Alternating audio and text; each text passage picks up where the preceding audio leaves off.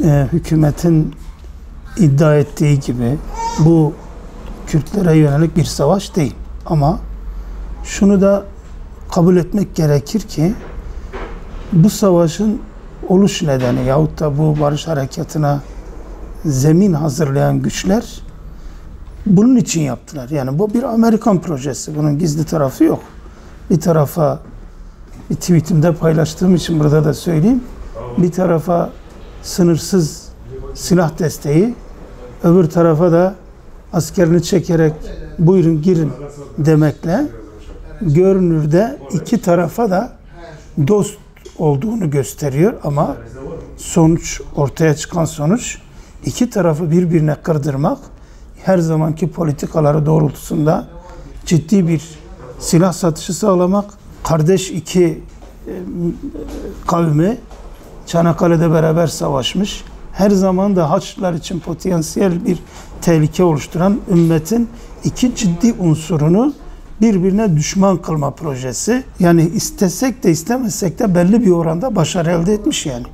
Bugün hakikaten Suriye tarafında, Kuzey Irak'ta, Türkiye'nin içinde birçok insan bu harekatın Kürtlere yönelik bir hareket olduğunu, Kürtlerin kazanımlarının önüne geçme amaçlı bir hareket olduğunu söylüyorlar. Amerika da bu kadar serveti boşa harcamış olamaz yani. Böyle bir algı oluşturdu. Ama biz bu işleri günü gününe bunun farkında olan bir camiye olarak, bir kitle olarak, bir parti olarak hep bunu söylüyoruz. Diyoruz ki bizim bu bir iç meselemizdir. Evet, Kürtlerin hak mahrumiyetleri vardır. Bu son 10 yıllık, 5 yıllık değil, 100 yıllık bir problemdir. Osmanlı'nın yönetimi İttihat ve Terakki'nin eline geçtiğinden beri Türkiye'deki farklı unsurlar, etnisiteler, mezhepler, Kürdü, Arabı, Ermenisi de dahil olmak üzere İttihat ve Terakki tarafından düşmanlaştırıldılar ve yapılan bu karşılıklar Osmanlı'yaymış, ümmete karşıymış gibi gösterildi. Aslında orada iktidara karşı, İttihat ve Terakki iktidarına karşı bir mücadeleydi. Yani Arapların da, Ermenilerin de, Kürtlerin de etkisi, tepkisi oydu. Ben çünkü bunu birebir biliyorum. Konuştuğum mesela diyelim ki Zaho'nun ilçe başkanıyla konuştum. KDP ilçe başkanıyla. Diyor ki Osmanlı sadece siz değiliz. Biz de Osmanlıyız. Herkes Osmanlı'yı bir üst kimlik olarak kabul etmişti. Ermenilerin mesela Millet-i Sadıka olduğunu herkes kabul ediyor. Arapların bütün cephelerde Osmanlı'da savaştıklarını herkes kabul ediyor. Ne zaman ki ırkçı bir iktidar yönetime geldi ve ırkçılık yapmaya başladı, farklı ırklar, farklı etnisiteler isyan ettiler hak kayıplarının önüne geçmek için, mağdur edilmemek adına. Bu sorun o zamandan beri devam ediyor. Yani bugün ana dilde eğitim istemek, hem kardeşim diyorsun hem de kardeşinle aynı haklara sahip değilsen bunu dillendirmek, böyle bir hakkı gündeme getirmek bu hak verilinceye kadar devam edecektir. Ve bu tür sorunların şiddetle çözülmeyeceği de bellidir. Fakat bir tarafın eline silah verip şiddete sevk ediyor. Öbür tarafa da şiddetle karşılık vermenin meşruiyet zeminini oluşturuyor. Yani şimdi çukur siyaseti de böyle bir şeydi. Yani tamam asker tanklarla, toplarla kendi halkının üzerine gitmemeli de peki sen ona silah çektiğinde o ne yapabilir yani? İki tarafı da silahlandırıp birbirine karşı kışkırtan Amerika'nın oyunlarının boşa çıkarılması için şöyle bir samimiyet gerekiyor. Yani Kürdün açıkça bunun Kürtlere karşı bir plan, bir projenin sonucu olduğunu, maksat Türk düşmanlığı oluşturmak, Türklerin de bunun farkında olmasını bekliyoruz. Ve buna karşı Kürtlerin mağduriyetlerinin önüne geçmek için Türk tarafından bir hareket bekliyoruz. Yani onu boşa çıkaracak. Şimdi bir de şöyle bir durum da var. Bazı şeyleri de gün yüzüne çıkarmamız lazım. Mesela şimdi barış harekatı veya savaş adına ne derseniz Bu olaydan önce orada 700 bine yakın YPG tarafından muhacir haline getirmiş Kürtler var. Bu Kürtlerin Saddam taraftarı olmadı, Beşar taraftarı olmadığı çok net. Rejimle ilişkilerin hatta muhalif oldukları da çok net. Peki bunları vatanlarından uzaklaştıran olay ne? Nedir? YPG'nin neden dönemiyor? Tabii. Hayır, niye çıktılar? Niye çıktılar? Şimdi de dönemiyorlar. Bir de üstelik hala işte onların partileri, binaları yakıldı, insanları tutuklandı, bazıları öldürüldü. Biz burada konuşuyoruz, akrabalarımız var. Kobani'den gelen var, başka yerden gelen var. Niye geldiniz diyor. Vallahi diyor, çok acımasızlar. Düğün gecesi bile geliyor, gencimizi düğünü var yani. Düğün gecesi alıp cepheye götürüp size bir şehit getirdik diye bize bunu yapıyorlar. Biz çoluk çocuğumuzu onların elinden kaçırdık. Yani şimdi eğer Türkiye'nin Kürtlere yönelik bir saldırısı varsa ya da Türk-Kürt savaşıysa, yani bu gelenler de 300 binden fazla Kürt var şu anda bu topraklarda, işte iyi kötü devletin sağlık yardımlarından, eğitim yardımlarından istifade eden insan var yani. Ya da diyelim ki Kürtlerin Suriye'de de Türkiye'nin hakimiyet alanlarında Kürtler var. Şu konuyu teslim etmek lazım. Yani Türkiye Suriye içerisinde ÖSO ile beraber hareket ettiği için ÖSO'nun da masum bir yapı olmadığını biliyoruz. Yani ÖSO biraz daha geriden gelirsek Beşar'dan ayrılan Şebihaların bir parçası yani. Onlar da çapulcu, onlar da işte yağmacı, onlar da halka karşı acımasız, tıpkı işte o Beşar'ın Şebihaları nasılsa bu da onların bir çeşidi. Bugün bunlar orduyla beraber hareket etti diye ordu kadar disiplinli hareket ettiğini söyleyemezsiniz. Ben yine orada yaşananlar, orada yaşayanlardan aldığım bilgilere göre söylüyorum. Yer yer Şebihaların varlıklı insanlara çöküp çoluğunu çocuğunu alıp rehine yoluyla milleti, halkı gasp ettiklerini biliyoruz. Bu ne yapar? Yani bu ÖSO'nun da bu tür faaliyetleri Türkiye'ye fatura edilir, Türklere fatura edilir ve açılmak istenen Kürt-Türk uçurumunu gittikçe büyütür, genişletir, derinleştirir. Herkesin bu konuda dikkat etmesi lazım. Yani bütün Türk'ü ile Kürt'ü ile öncelikle masaya gelip konuşmaları lazım. Silahın önüne geçmek için. Onların zaten bir güvensizliği vardı. Bunu kanıtlayacak deliller de sundular. Yani bunlar şimdi artık eskisi gibi değil. Bir yerde birileri çekiyor ve bunu her yere basına veriyor. Adamı resmen diyor, bu kadar para getirmezsen seni bırakmam. Yani ne suçu ne? Bir suçlama da yok. Dolayısıyla bizim aklı selim sahibi insanların burada olayları objektif bir taraftan bakarak değil, objektif ele alması lazım. Bir, Türkiye'de Kürtlerin bütün haklarının kardeşçe gerek anayasal olarak gerek yasal olarak verildiği kabul edilemez. Biz bunu söylemiyoruz. Burada Kürtlerin hala verilmemiş bir yığın hakkı var. İki, bu hak Amerika ve İsrail'in desteğiyle alınacak bir hak da değil. Onlar bizim haklarımızı vermeyi kendilerine bir dert etmezler. Onların derdi başka. Bunlardan biz defalarca hem Kuzey Irak'ta Barzani'den tanıdığımız insanlara, dostlara zamanında söyledik. Hem Türkiye'dekilere dedik ki Amerika güvenilir bir dost değil. Hatta ben bir tweetimde paylaştım. Amerika'ya elini uzatan geri çektiğinde parmaklarını saysın. Bunlar hepsi çapulcudur, hırsızdır. İran neden bunların görüşmelerini kabul etmiyor? Diyor ki adamın ne dediği belli değil. Elçi gönderiyor, ben göndermedim diyor. Bugün böyle diyor, öbür gün hakikaten Türkiye'de de öyle olmadı mı? Bir bakıyorsun biz kardeşiz, dostuz. Bize ne Suriye savaşı benim savaşım değil diyor. Öbür gün diyor kim sana dedi buralara gir, nasıl girersin, seni bitiririm, şunu yasakladım, mahvederim. Bu ne ya? Devlet mi, çocuk oyuncağı mı belli değil yani. Ama bir şeyde çok tutarlılar. O da çok net deşifre ettiler. Efendim bu 200 yıllık Kürt-Türk savaşı. Nereden çıkardın sen bunu ya? 100 yıl önce Çanakkale'de yoktu böyle bir şey.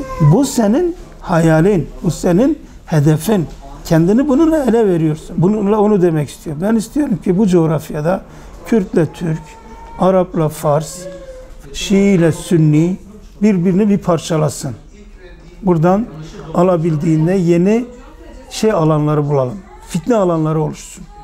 Nitekim bakın bu hükümetin yapmayı düşündüğü güvenli bölgedeki çözüm tam net olmamakla birlikte gelecekte 100 yıl sürebilecek sorunlara zemin hazırlayacak bir şey.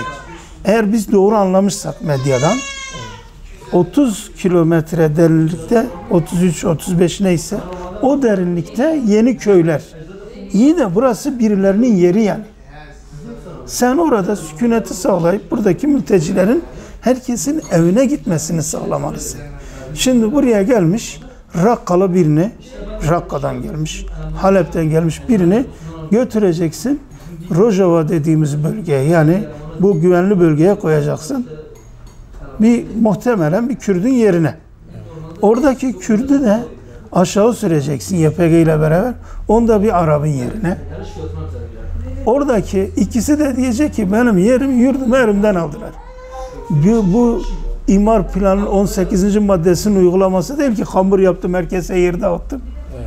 Adamların orada hatıraları var, kabristanları var, bilmem var. Yani bu üçüncü bir Sykes-Picot gibi suni sınırlarla böyle bir şey bize anlamlı gelmiyor. Geleceğe yönelik bir 100 yıllık bir zeminini, bir fitnenin zeminini oluşturuyor. Bize kalırsa bu yani o bölgede Suriye'nin hükümetle bir diyalog kurulur.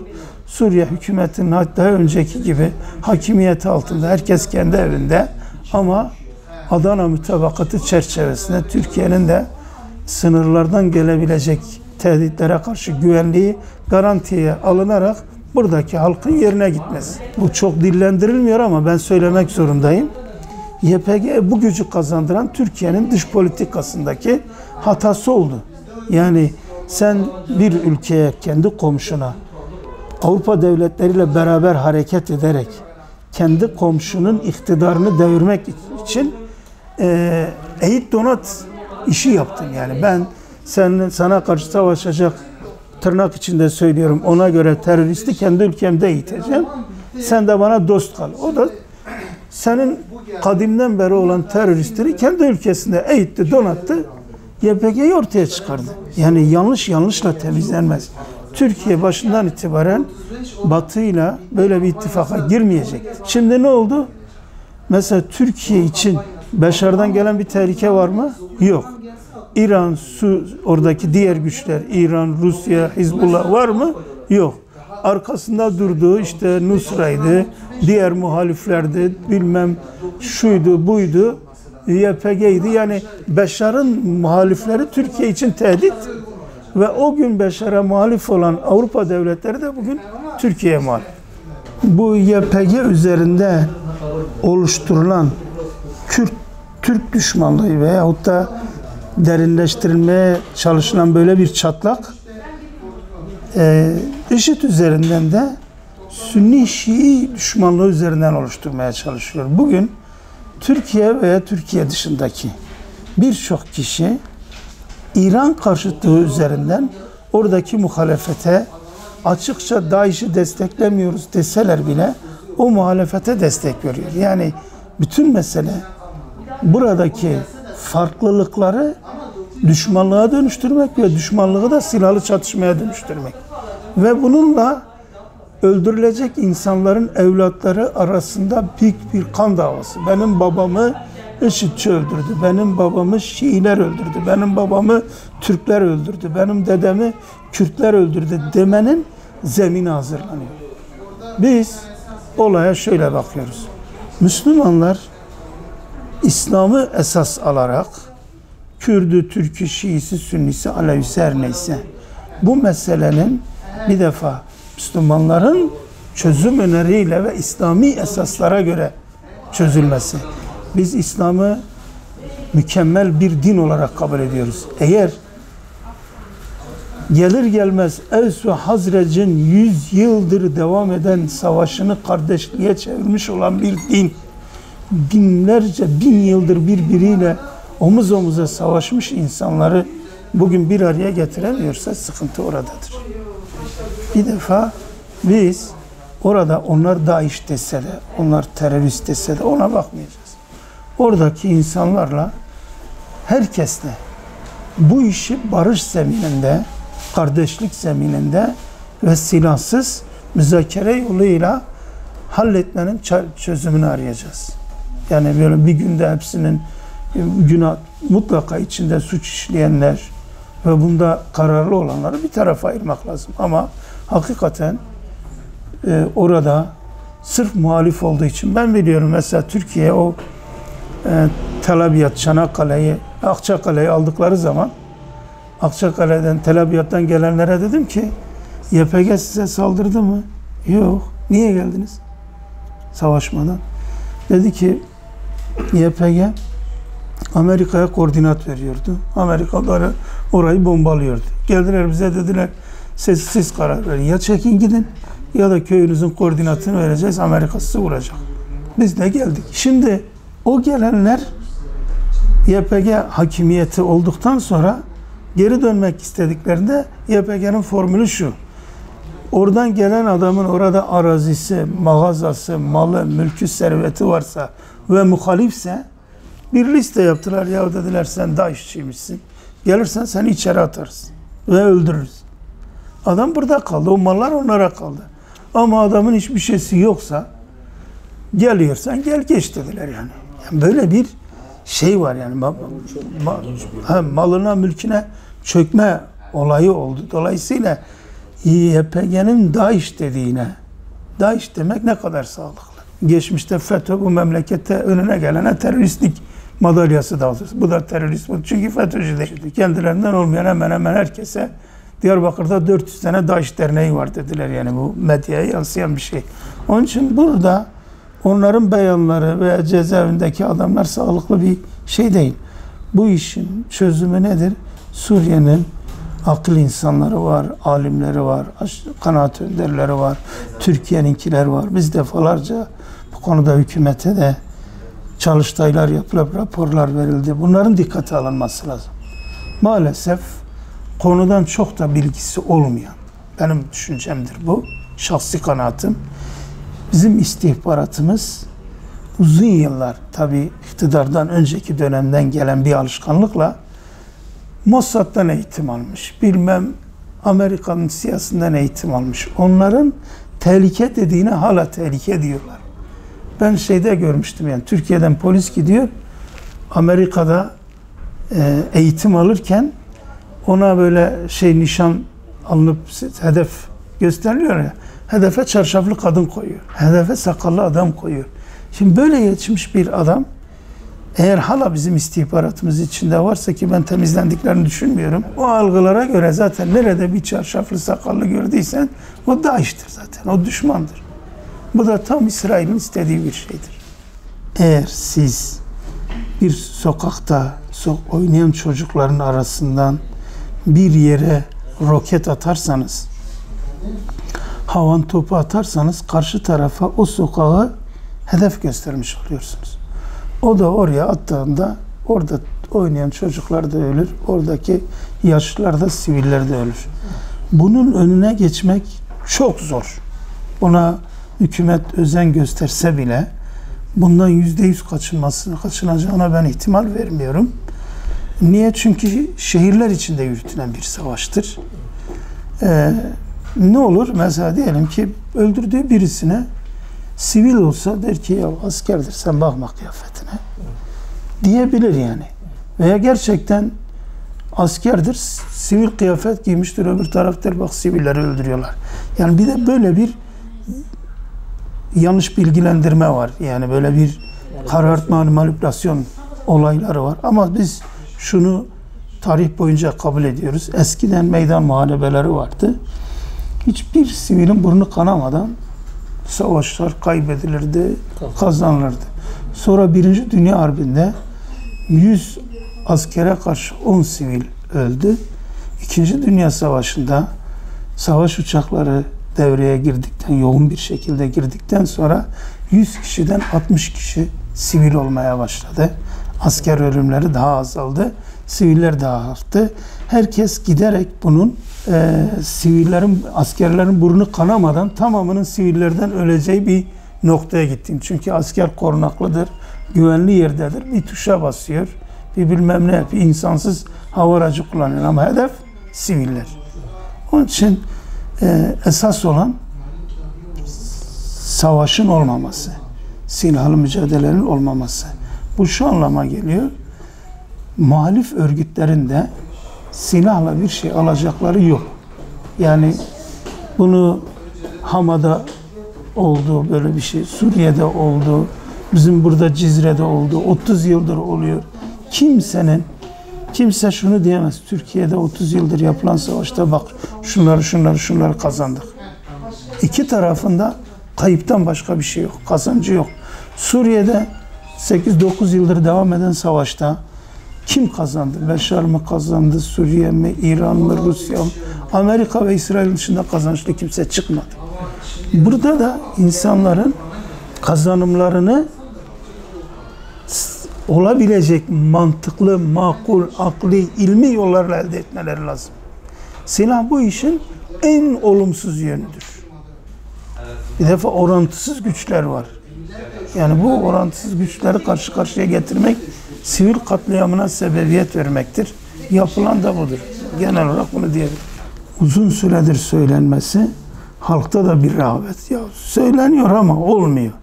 Havası oluşmuştu. Yani halk kendisi de bunun tedbirini alabilirdi. Devlet de boşaltabilirdi. Devletin havanı havada tutacak hali yok. Yani bunun için havan menzilinin dışına askerin çekmemiş olması sivil halkı gerçekten bir tedbirsizlik olarak dikkat çekiyor. Mesela ben biliyorum İsrail Gazze'ye saldırmazdan önce 40 kilometre, 50 kilometre mesafedeki insanları önce sığınaklara davet ediyor.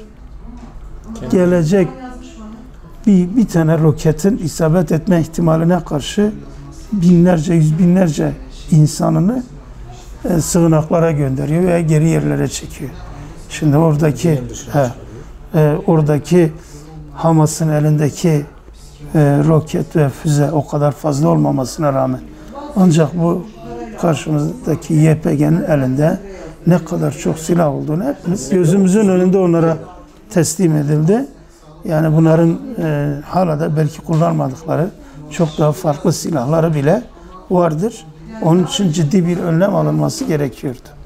Umarım bundan sonra sivillere bir şey olmaz.